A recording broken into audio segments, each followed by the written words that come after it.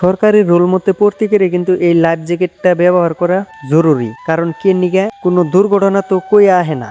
মেলা দিন ধরে ভাবতাছি যে কোনো জায়গায় ঘুরবার যাম, তার জন্য আয় পড়লাম আমি ব্রহ্মপুত্র নদীর পারে। আমি কিন্তু একলা না, আমার লগে আছে আঙ্গ মামাতো ভাই। নদীর পারে বহে রয়েছে নাওয়ের নিগে, কারণ অল্প পরে নাও আইবো, নাও আইলেই কিন্তু আমরা যাই হেরুম। নাও আইতে কমসে কম 1 ঘন্টা দেরি আছে, তাইলে আর বহে থেকে কি লাভ। আন্দো কিন্তু অল্প ঘোরাফেরা করি আর একটু মাত বুড়ি করি। ফার্স্ট টাইম ভাবলাম যে তেলের দামে তেল আছে, তা দিয়ে তেল নাই। আমি তো খুশি হয়ে গেছিলাম গা, যদি তেল থাকতো আমি কিন্তু ঘুরবার গেতাম না, তেল দিয়ে বাইতে গেতাম গা। আনতে কিন্তু ঘোরাফেরা করতেছে আর মাত বুড়ি করতে করতে দিন নাও হয়ে গেছে গা। তাইলে এখন আর দেরি করা চলবো না, তাড়াতাড়ি যে নাও উঠি গে। তাড়াতাড়ি করে নাওয়ের মধ্যে ওঠার কারণ একটাই, অল্প পরে উঠলে কিন্তু জায়গা পাম না। আমার থেকে এই চাষির দিয়ে হারাহারি বেশি। তাড়াতাড়ি করে উঠে নাওর কাছারে বয়ে পড়লাম।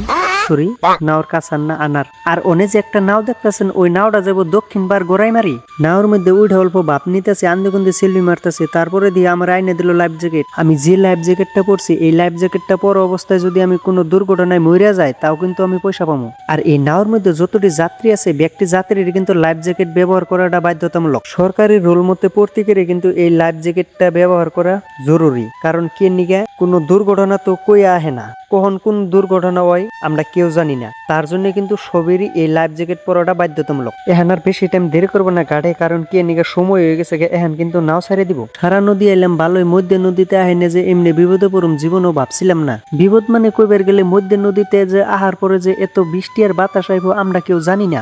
বন্ধুরা দেখেন, বিশাল ব্রহ্মপুত্র, যার কোনো কুল কিনারা নাই, এটারে কয় ব্রহ্মপুত্র সমুদ্র। আমরা আছি বর্তমান ব্রহ্মপুত্র নদীর মধ্যে। মানুষটি ভিজবো দেখে উপর দিয়ে তিরপল দিয়ে হয়েছে, তার মধ্যে আবার বাতাসও আছে। রাস্তার যে অবস্থা, গাড়ি ফাঁসবো না কি হবো। ওই গাড়ির পরে পরে দিই দাদাও গাড়ি ফাঁসিয়ে দিয়ে পেঁচ কেলাইছে। মানুষ জীবনে বলে সবকিছু অভিজ্ঞতা থাকা লাগে, তার জন্য কিন্তু আমি আজকে বরফ বেসপার নিকে বাইরে এলাম বাইতে থেকে। জীবনে কোনো কিছু ভালো করে শিখা হারি নিকে, দেখি বরফের ব্যাপারটা শিখা হারি নিহি। আমার দ্বারাই বন্ধুরা বরফ বেচা হবো না, আমি সাইকেলে সিধা করে নিয়ে যাই হারি না, আমি আর কি শিকুম। বরফ বেচাও কিন্তু বন্ধুরা কষ্ট আছে। দেখেন জায়গা জায়গা খারাপ নাকি, একটিয়ে দুইটিয়ে বেসপার নিকে।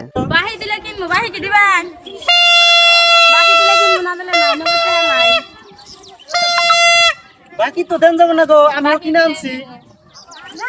কিনে আনছি যে বাকি দেন যাবো না তো। বরফ বরফ বরফ বরফ 10টা 20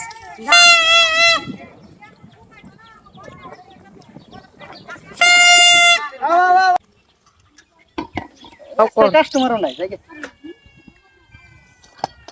যেভাবে সাইকেল চলে বানিয়েছে নাক জানে আমি হেলিকপ্টার চলে বানিয়েছে, জায়গায় জায়গায় বাজিয়ে দিবেন নই। আর আমার দ্বারাই কিন্তু বরফ বেচা হবো না, তার জন্য কিন্তু আমি আর দাদা এলাম এক জায়গায় বেড়াবেন নিগে। আর এই গাড়িটা যে দেখতেছেন, এই গাড়িটা কিন্তু ফাঁসিয়ে গেছে গা। মানে রাস্তার যে অবস্থা, গাড়ি ফাঁসবো না কি হবো।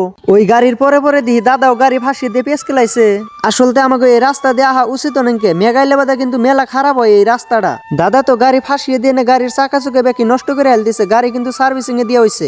ইস, বেচারাটা কিন্তু ভাবসাল না যে গাড়িটা নষ্ট হবো, তারপরেও কিন্তু নামিয়ে দিছিল, তারপরে কিন্তু ডাইরেক্টই নষ্ট হয়ে গেছে গা। তো যাই হোক বন্ধুরা, আজকের ভিডিওটা এই পর্যন্তই। ভালো থাকবেন, সুস্থ থাকবেন। আমার ভালোবাসার মানুষ যে যে আছেন, আমার একটা ছোট্ট করে ফলো করবেন আর ভিডিওটা একটা করে শেয়ার দিয়ে দিবেন।